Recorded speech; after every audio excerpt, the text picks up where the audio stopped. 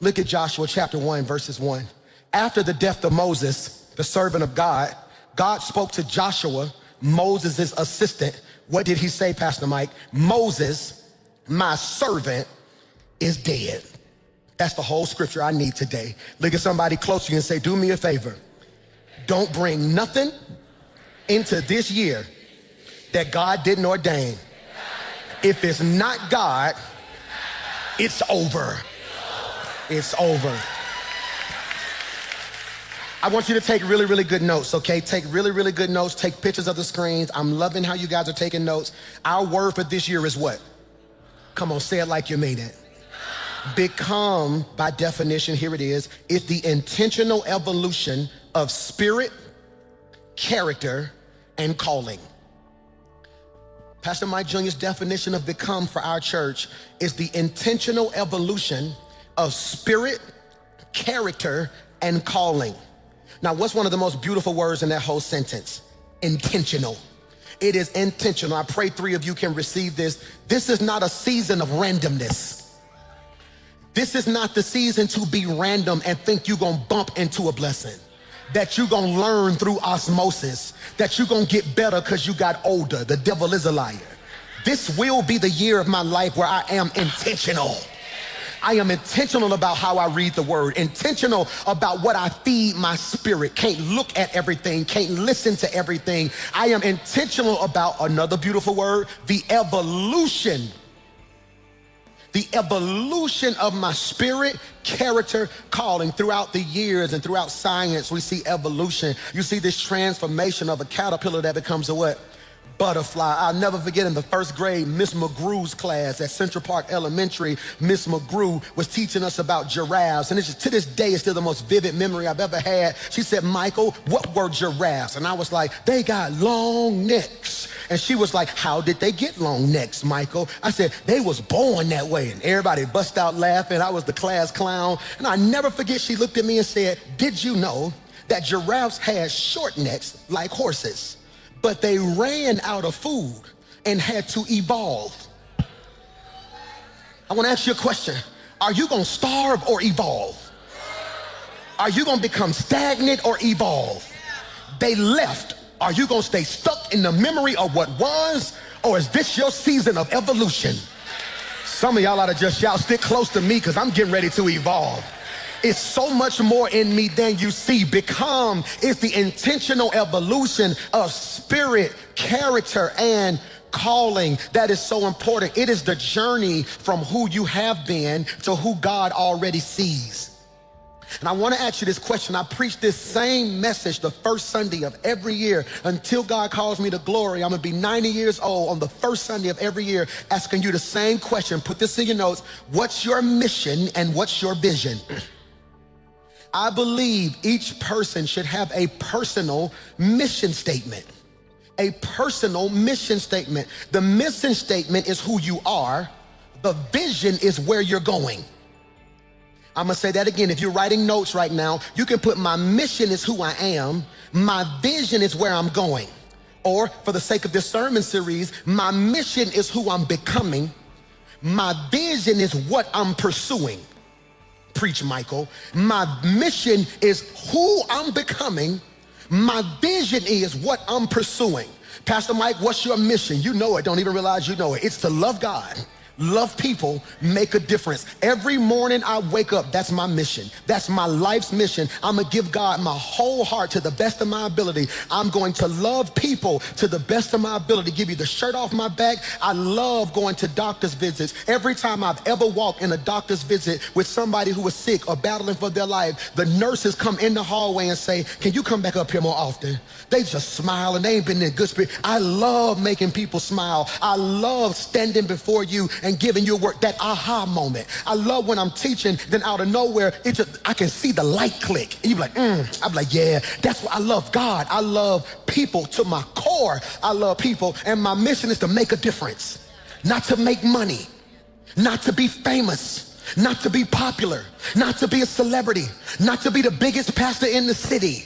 I just want to make a difference. I want, when God calls me home, I want testimonies being told of how that man made a difference in my life. That man made a difference in my life. That's my mission. The mission is what? Who you are, but the vision is what you're pursuing. Mission is who you're going to become. Your vision is what you're pursuing. See, the reason I need you to identify your mission is because too many people fail year to year because you're so caught up on what you're trying to get instead of who you need to become. And see, if your whole life is about what you're trying to get, once you get it, it's gonna change you because you never discovered who you were.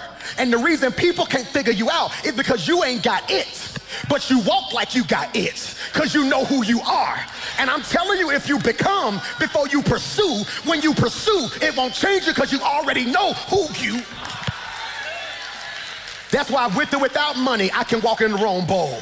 That's why you ain't the boss, but everybody asks you questions like you are the boss, because the way you carry yourself say you know what you're doing. That's why folks see you and judge you and have an attitude with you, then get to know you and end up apologizing to you because they mistake your boldness for arrogance. I'm not arrogant, I'm not mean, I'm not nasty, but you ain't gonna convince me I am not what God called me. I'm preaching to three folk in here who can testify I may not have what I want yet, but I am becoming who God called me to be right now. What's the mission? What's the mission? I need you this week to pray and say, God, what's my mission? Let me say that better, because you don't know your mission if you can't provide a mission statement.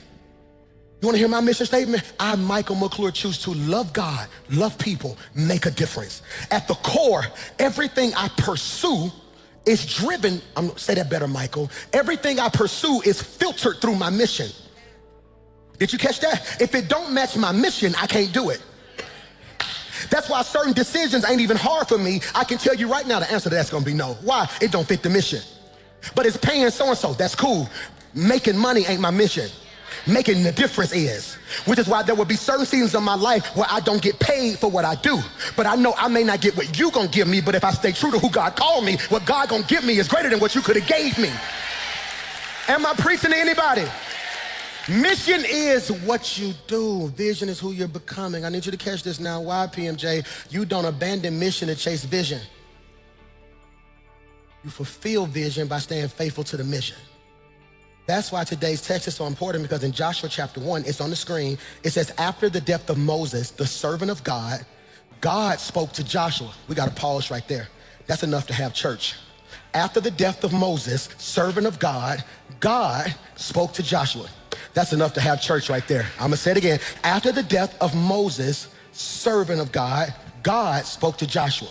Y'all looking at me like I want to shout. I just don't know why I should be shouting right there. Because up until now, God only spoke to Moses. Up until now, God would speak to Moses, then Moses would talk to Joshua.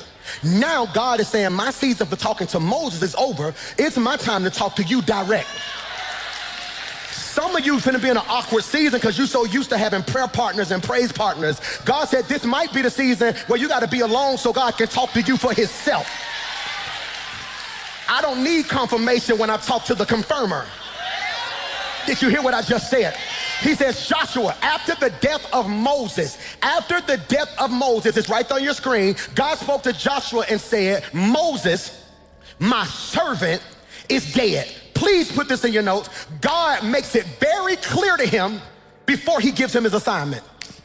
God makes it very clear to him before he gives him the assignment. I need you to catch this. Joshua is tripping. Joshua is hurting. He needs affirmation. What Joshua needs right now is for God to send an angel to him and say, Joshua, it's going to be okay. Let me explain to you why God had to do it. But I need to free you. Please put this in your notes. There are moments when God will not explain your loss. He will just simply acknowledge it. Many of you are stuck because you're waiting on God to give you an explanation. God said, I don't explain dead stuff. I move on from them. You're so busy trying to ask God why when God is waiting on you to ask him what next. Michael, no, God is telling Joshua, are y'all listening to your boy? That chapter is dead. I want to say that better. The chapter of your life with Moses is closed. You can keep reading it, but I'm on chapter 12. I want you to catch this. I love what Henry Cloud says in Necessary Endings. This may be worth writing. He says in Necessary Endings, the inability to end something that is over is the number one reason people stay stuck. The inability to end something that is over is the number one reason people stay stuck. Ooh, that's good. And can I free you? Growth always requires an ending. I want you to be careful what you say out your mouth this week. Because who been saying, let's be honest, who been saying, I gotta grow this year? What you really been saying is, God, what do I need to end? Because in order for something to live, something gotta die. Yeah. So I'm really believing God's gonna grow me to where I'm gonna be a wife. Well, God said, no, I might need your season of dating to end for a while. Because in a certain state you in, you're not ready. When I'm believing God for promotion, God may be saying, well, I need your ambition to die right now. Sit still and let me work. And I came to submit and suggest to you that delayed endings create prolonged dysfunction. Delayed endings create prolonged dysfunction. I'm gonna say this, and I know everybody's gonna say, man, I just put my own business out there. The places of my life that are dysfunctional is because I wasn't quite ready to close certain doors yet. And many of us don't want to end stuff because we think as we end it, we're taking a loss. Michael, many of us don't want to end stuff because in our eyes, Jackson, we think to end this is a loss. So I don't want people to think I lost. I don't want people to think I lost, because if people think I lost, they're going to think I'm losing, which is going to make me feel like a... So you rather walk around like a faking like a winner when you're actually losing, when the real win would have been detachment. Can I free you? Please put this in your notes. Endings are not about loss. Preach, Mike. Endings are not about loss. They are about capacity. God says, I feel my help coming now, I don't end stuff so you can lose. I end stuff so I can make room so I can give you more. I'm only preaching to 3 of y'all who lost some stuff in 2025 and you still been trying to wrap your mind around how they could leave or how you could lose this, when God is telling you, you don't even see, I'm making capacity. I'm getting ready to send you so much, but it was certain stuff I could not send you as long as there was too much crowded space in your life. I don't know whose word this is, but I speak capacity over your life. God said, I'm making room. If they don't call back, don't call them. I'm making room. I need you to get rid of that attitude. Lose the attitude so you can get some peace. Lose the pain so you can get some joy. Lose the frustration so you can finally see my vision. You think you're going through a losing season. God said, baby, I'm just making room because I'm getting ready to send something greater than you ever seen.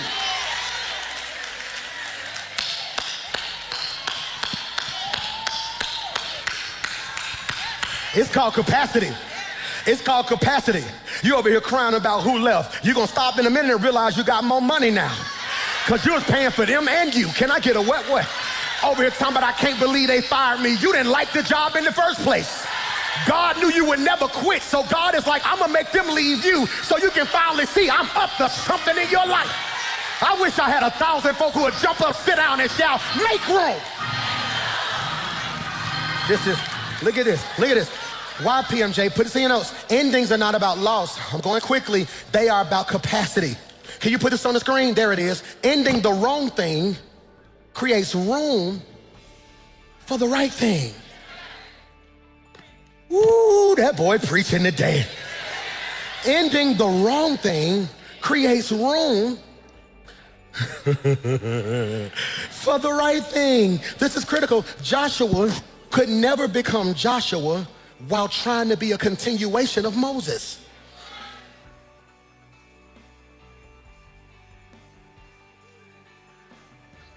Joshua couldn't be Joshua long as he was running behind Moses. So I never forget, I was so happy being my daddy praise and worship leader. I did praise and worship, then they messed around and gave me a youth ministry. I want to be very clear. If you think The Rock is dope, my youth ministry was off the chains. I'm talking about, I walked in the dad's office. I said, Dad, can I get one row for all the young people in our church? He was like, cool. My dad's church is a right pew and a left pew. Then it's a big center aisle. So I started out with just one row of kids, all right, boom. It was me and probably like 9 teenagers and probably 3 people in their 20s. All right, 3 months later, I got the whole left side of the church. When I tell you it was a move, hear me when I say this. My dad, my mom, them, it was a beef too. It was me and Lady versus my dad and my mom. And then so we would be over there. We was the youth pastors, they was the pastors. And so we would walk in church and I had my youth department so fired up, I would do praise and worship. And I ain't just do praise and worship like they do praise and worship. They be up here singing. I had dancers on stage. You remember back in the day when the people used to liturgical dance? I was like, why y'all gotta wait till Easter to liturgical dance? I brought them to rehearsal. We used to sing, Lord, you're good. I used to get up on Sunday, come on, give God a hand clap of praise. They would start the music, we boom, Lord, you are good and your mercy endureth forever. I still remember the steps, boy. People from every, you was one of the dancers. People from every nation and tongue, boom, from generation to generation, we.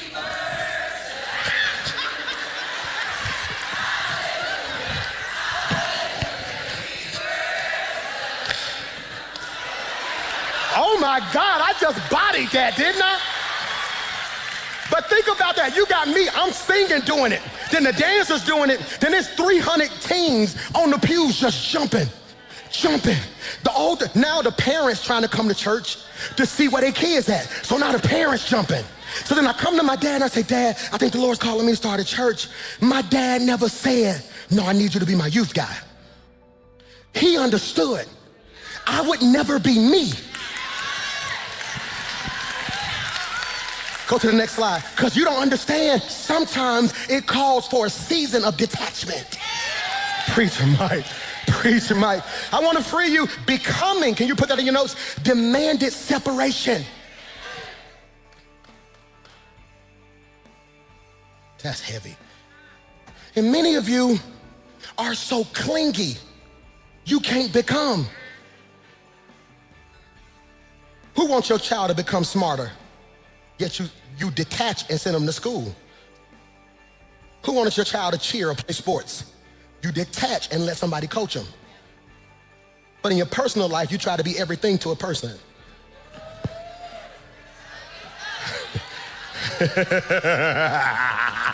Because what we do is when we lose somebody, we make them the devil. Put this in your notes. We either deify or demonize. I should have put that on the screen. Deify or demonize. When they good to you, we make them a god. When they bad to you, we make them a devil. And I want to say this to you, all separations ain't evil.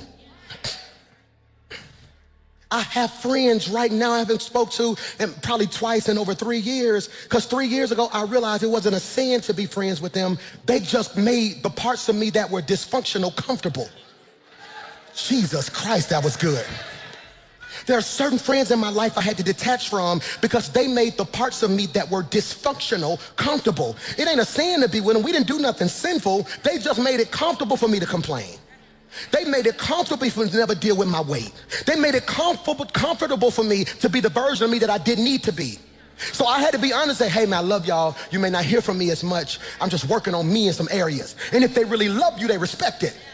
Only people who like the dysfunctional you make you feel guilty for trying to be a better version of you.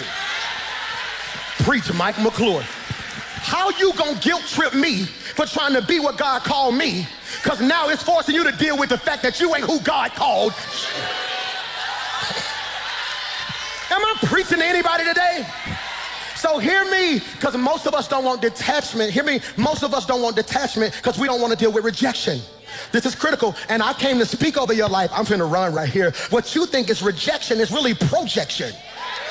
Michael, what you think is rejection is really projection, okay? You don't like this when I say this, okay? All right, who likes rejection? Okay, I didn't think so, okay? Every mama who done had a baby, give me a what? Every mama who done had to give birth to your baby, give me a what? Every mama who gave birth to your baby and rejected the baby, give me a what? No, every mother in here rejected your child. If you look at science, your baby didn't want to come out. Your baby was floating in water, having all their food brought to them, comfortable. Could nobody get to them, could nobody hurt them. Your baby didn't say, I'm ready. Your body did. The only reason your baby here is because your body rejected your baby. And the rejection of your baby is the birth. You got here off rejection. So if you were birthed through rejection, what makes you think their rejection gonna kill you? So when you go through rejection in your life, instead of saying what's wrong with me, you need to say, God, what you get ready to birth in me. Talking about we don't like you, good. That must mean I'm on a level that they can't comprehend yet, and God's getting ready to birth something new in me. I prophesy to 20,000 people that this will be the year of your life where God birthed a better. I gotta stop. Hear me. This is so good. This is so good. Why, Pastor Mike? Because I want you to realize Joshua is going through a type of rejection. He's sitting there. Who gonna help me preach? Joshua sitting there, right? Joshua, Moses dead. I don't know what to do. I don't know if these people gonna listen to me. I don't know what to do. It's like that. And God, put this in your notes, gives Joshua 30 days to grieve. God says, all right, Moses dead, leave him alone. Day one, oh God, it's okay, just keep an angel around, make sure don't nobody get him. Day 5, what do I do with that Moses, Lord? It's cool, they was close, they was tight, God bless them. Day 10, he's still out there crying, it's cool. If the relationship real, you should feel it. Day 20, is he making any progress? He's still in the same spot. It's all right, give him a second. Day 25, he's still up under that tree crying, God, we got to figure out what we're going to do. The children of Israel, they need a leader. Somebody got to get up. I saw a boy in the back. Nope, we ain't going to get the boy in the back. We're going to give him enough time to grieve. Day 30, hey, Joshua, it's on the screen. Do me a favor. Moses, my servant, you missed the clap back. Moses, my servant, let me be very clear. He meant more to me than he meant to you. I done gave you 30 days to deal with this. Look at the scripture. He says, now I need you to get going.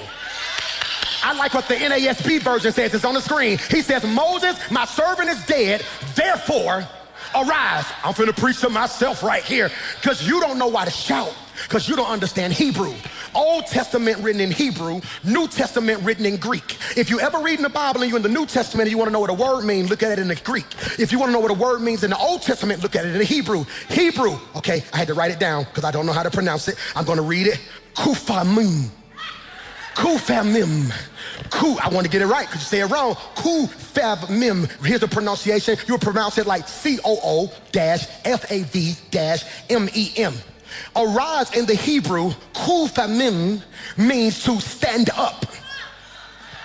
Michael. He looks at him and says, hey, I need you to stand up. You've been down long enough. Now here's what you got to realize. I don't need you to stand up physically. My issue ain't that you laying on the ground physically. My issue is you down spiritually, mentally, and emotionally. My issue that you ain't got no money in the natural. My issue is your mind still broke. My issue is your spiritual resistance to pressure has not evolved. Because arise implies, Michael, that something shifted internally before it ever showed up externally. You do not arise because conditions change. You arise because your calling has been activated. Okay. I want to say this. You should have never logged on today. You should have never came to church today. You should have missed this Sunday because not being activated will never be your excuse again. I speak by faith that I activate every gift in this room. I activate every gift watching me right now. Let everything God put in you rise right now. I plead the blood of Jesus over your mind, your spirit, and your heart. Consider yourself. Paul said it like this, stir up the... It is activation. Why is activation? Okay, have you ever got a new debit card and you went to go use that debit card and it wouldn't work? Why wouldn't the debit card work? You never stopped to activate it. Some of the problems in your personal life is you're trying to draw from people who haven't been activated. Some of the losses you took in the past was because you was doing stuff God didn't activate you for. Preach Mike McClure. And I came to submit and suggest to you, devil, you should have killed me when you had the chance. Because 2026, I am activated. I just need you to touch somebody around you and tell them I'm just practicing to see if my anointing works. Because I speak by faith this year. When I lay hands on stuff, it's going to get healed. When I pray, things are going to shift. When I speak those things that are not, they will be so. I just wish I had 1,000 folk in the room and in the chat who can just shout, I am activated. I feel that. Yeah, activated, activated. Somebody shout, arise. I got 7 minutes. Put this in your notes. Arise. Arise. Say it like you mean it. Arise. Put the next slide on the screen. Arise is the hinge between the promise. Say that better. Arise is the hinge between the promise and possession. Please put that in your notes. It is the space between the promise, Michael, and possession.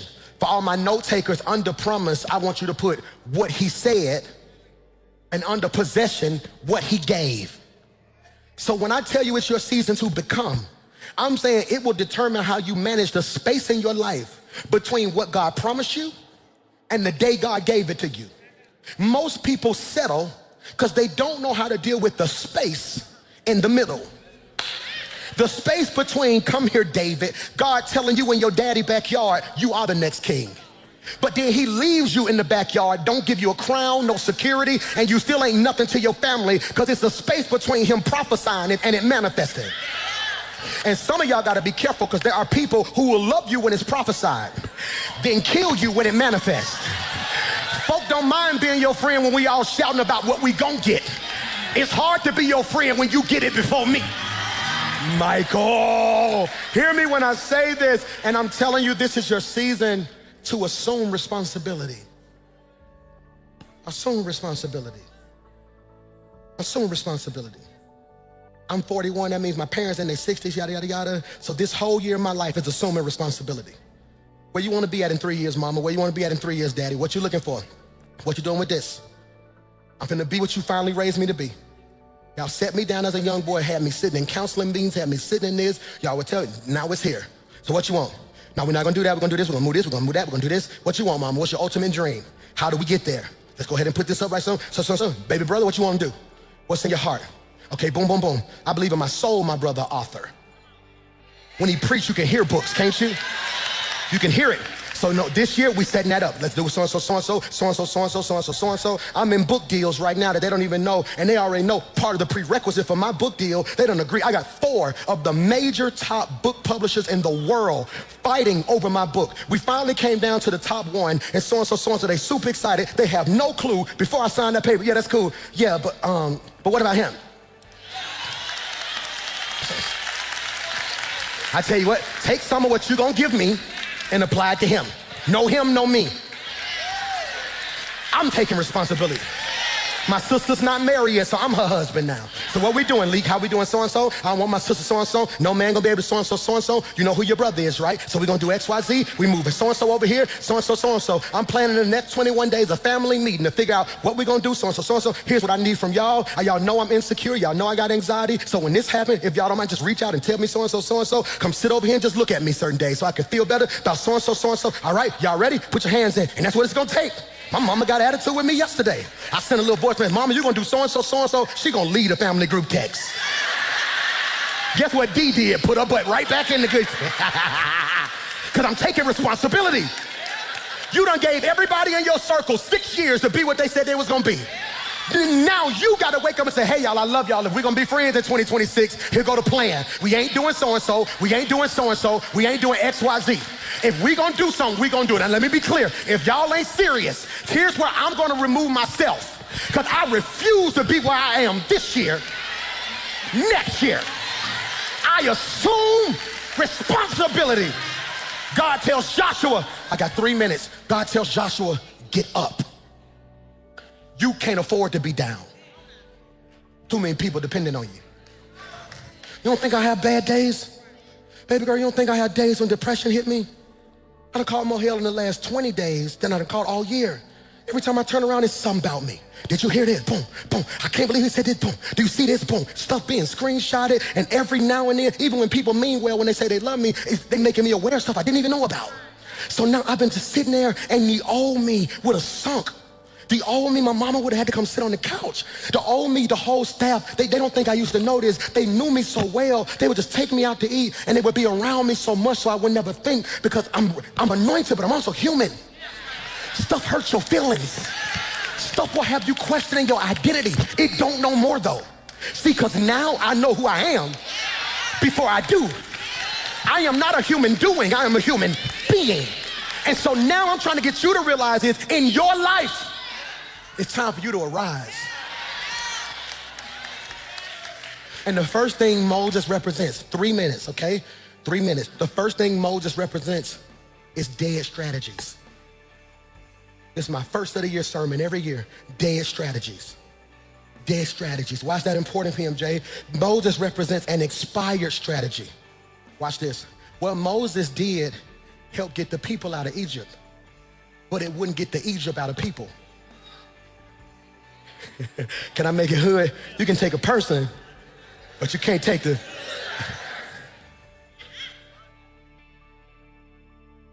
And what I'm telling you is, many of you, as you start this year, I want you to pause. Don't get upset, but if you think about it, you done made a list of goals wrapped around old strategies. Now keep in mind, I said he represents dead strategies, not failed strategies. I want to be very clear. Moses, what he did worked. Problem is, what delivered you may not develop you. This is good Sunday right here. What delivered you may not develop you. Bro, you ever been swimming before? All right, you ever seen somebody drown before? Almost drowned. They have to throw that little circle thing, that little donut out there. What is that donut thing called? Like a lifesaver. Like the candy you eat, it looked like a... I'm a big back, pray for me. I said I can't. So you know that little lifesaver? Who's seen that little lifesaver? Somebody be in the water, he throw that thing out there, boom, and the person grab it, what they do to it? Pull them in. You ever seen somebody go get swimming lessons? They don't use that lifesaver. They almost let you almost drown. They said, we're gonna teach you how to float, you ready? Oh, it's okay, I got you. No, it's okay, I got you. Because the instrument they use to deliver somebody is not the instrument they use to develop somebody. The strategy is different. When Xander was 10 and 12, stop! Hey, stop doing something. Don't make me tell you again. No, you can't go over your cousin's house. He turned 19 next week. My strategy's changing. Now when he texts me, Dad, can I go chill with my girl? Absolutely, man, just hit me when you get there. Right now, he don't know this, but every answer is yes. Dad, me and my girlfriend go get some meat. Man, cool, do your thing, let me know. You got money? Hey, don't let her pay, do so-and-so, so-and-so. Okay, boom. Dad, I'm thinking about going, hey man, do your thing, baby. You wanna know why? In 90 days, 120 days, 180 days, he gonna be on his own. If my strategy don't change, he gonna leave and say, I can't wait to get out this house. I need him to be in the world, but wanna talk to me. You got me? Mike gonna be 18 in February. So it's different now. He telling me stuff, I'm like, okay, I love you, baby. No, we're cool. Dad, I don't like so-and-so. Cool. Dad, when you do something, hey, do your thing, baby, I love you. Hey, what you need? I don't know about that, Mike. If I was you, I would do so-and-so, so-and-so. Okay, cool. All right, God bless you. May 16. No, because I said so. The strategy for him ain't shifted yet. It ain't shifted yet. Because I can't apply what works for him to them. Well, they close in age, no, he's not gonna grow up fast. I can give immaturity mature access. Can't do that. See, the strategy God used for Moses was perfect for deliverance. But that same strategy isn't sufficient for development. Remember when Moses was in front of the Red Sea? He said, God, what you want me to do? What did God tell him? What's that in your hand? He asked him a question. What's that in your hand? He said, this rod that you gave me. He said, all right, cool. Stretch it out. What happened? The Red Sea parted. Remember, Joshua is in front of the Jordan River. He's like, God, what we gonna do? I don't have Moses' strategy. God says, but you got the Ark of the Covenant. So he had his leaders grab the Ark of the Covenant and step in the water, and what happened? Same result, different. You better stop mimicking what people do and ask God, is that what he want you to do? Just because it worked for them don't mean it's anointed to work for. Dead strategies. Let me pause and parenthetically digress and give you this word right here. Just because it was a dead strategy does not mean Moses was evil. His time was just up. Time was just up. I just filmed a TV show. They wanted me to host this celebration for Dr. Martin Luther King on television, and they brought the whole television crew to Birmingham, Alabama. They filmed it at the Civil Rights Institute, and so I had to spend a whole day hosting. Like, we'll be right back after this, just all this other stuff. And I'm walking through the whole Civil Rights Institute, and it was so crazy. I worked so much, I had kind of forgot my granddaddy passed. And I know that sounds weird, but you work so much sometimes. And I'm standing here and I'm looking at a picture and I can literally see my granddaddy in the picture. I'm like, yeah, that's my granddaddy right there. And literally, you know what I said? I said, I'm gonna get him down here. He gonna love stuff. And literally went to pick up my phone and was like, oh my God. And I'm just looking through everything they did for us. How they marched, how they lived. And as incredible as my granddaddy and Abernathy and Shuttlesworth and Woods and King was, if they were all here right now, that strategy wouldn't work. We're not united. It was easier to boycott then. We all had to live in one neighborhood.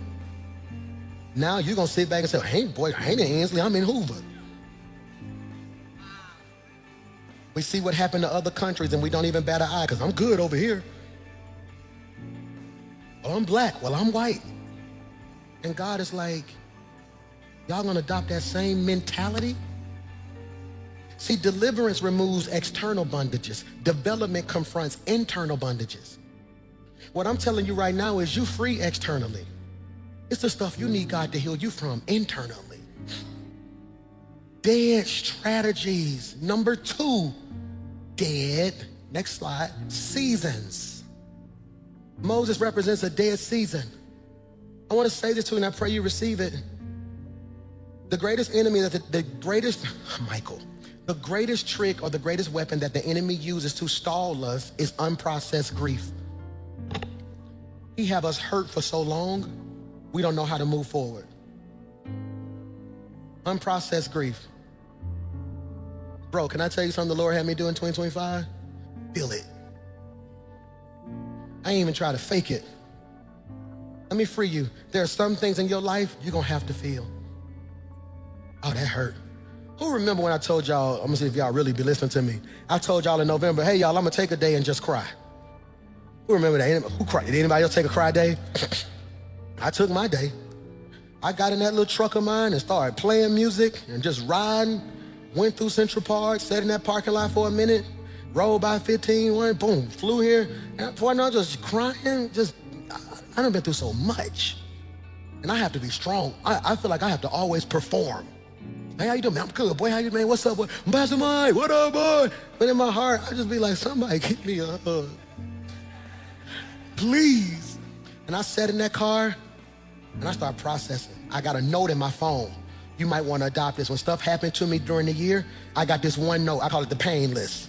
But technically, if you look at my phone, it's called the grocery list. But that's what I call it, the grocery list. So boom, and I put in that joint, and I just went down the line. 1, boom, so-and-so left, So, and I just started thinking about it. I had to deal with it. Why, PMJ? Please put this in your notes. If you don't process it, you'll always carry it. Can I say it the way my brother would say it if he was preaching? What doesn't get healed, get handed down. I'm like, God, I got to deal with this grief so I'm not bleeding on my kids. Ooh. I don't want my son coming to me saying stuff like, Dad, I want to date. No. You don't trust nobody. Now I'm bleeding on them. I'm trying to develop them. You know, Xander will be 19 in January next week. Mike will be 18 in February. Mason will be 17 in June. And so now I'm developing. It ain't a whole lot of hollering. See, deliverance is loud. Development, put that on the screen so they can see that. Deliverance is loud. Development is soft. It's slow. Got me? Ain't a lot of hollering now. These are young men. You know? Hey, do me a favor. Don't ask your mama for no more money. Y'all come here.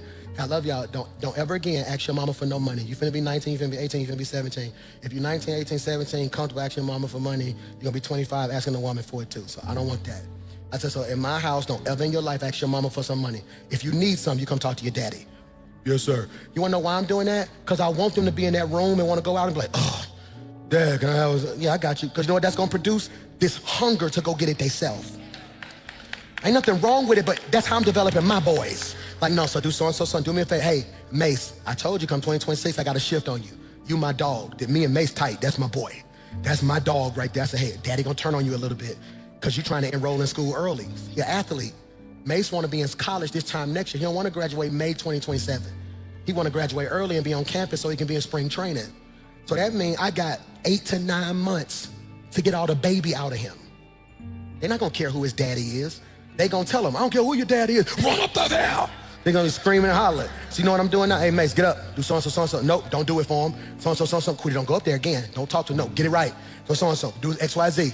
Do so-and-so, so-and-so. Mace, I'm gonna tell you one more time, if it happened again, you won't have a mattress when you get back. I'm gonna let you sleep on the floor. I'm that type of daddy. You're not gonna have a mattress again. He gonna come upstairs, whole mattress gone. Mace, you ain't got no mattress, do it. All right, come on, get it right, let's go, baby. I gotta make him a man. No, see, because the problem with privilege is I'm giving him everything I never had, but I'm also not giving him what made me. So it has to be balanced. You got me? I'm trying to develop them. All my parents, hear me right here. Every leader, hear me right now. You may be trying to talk to people with a deliverance voice in a season of development. You yelling at that woman, she don't need that right now. Hey, babe, I just want to share my heart and let you know what I feel. So when you say this to me, it makes me feel like X, Y, Z. And I know you share how you, but I don't even hear you when you start screaming like that. That it's dead seasons, dead strategies. Number 3, we're going home, dead squads or dead circles. Next slide, it's the last one of the day. I'm gonna get you out of here. I'll never arrive in the right place while holding on to the wrong people. Man, Michael. Do I need to say that again? I'll never arrive at the right place holding on to the wrong people. I want to speak over your life. 2026, I said it on New Year's Eve, I'm gonna say it again today. The question isn't if God gonna open the door. The Lord told me he's opening doors this year. I told you, and I rarely say the Lord said, 3 doors he's opening. Doors you knocked on, doors you didn't knock on, and doors you knocked on. God gonna spin the block on stuff that didn't work in the past. God gonna open doors that you've been praying for, and you're gonna get phone calls to do stuff you never even dreamed you would be doing. The question isn't if God's gonna do it. The question is, are you gonna change when you get in the room? Which is why it's important before you get it to become. Father, in Jesus' name, I pray I said something that it comfort the afflicted and afflicts the comfortable. God, I pray that somebody leaves here today saying, God, I gotta give you my heart, man. God, I pray I'm not building a church that has an allegiance to my teaching more than an allegiance to your word. I pray right now that we shift out of a Moses mindset to a Joshua mindset. Have your way in our life, God, so we can be everything you called us to be. For this will be a blessed year, not just on the outside, but on the inside. We thank you, God. In Jesus' name we pray, and everybody said, come on, stand to your feet with me. Can you clap your hands if you really love Jesus right there?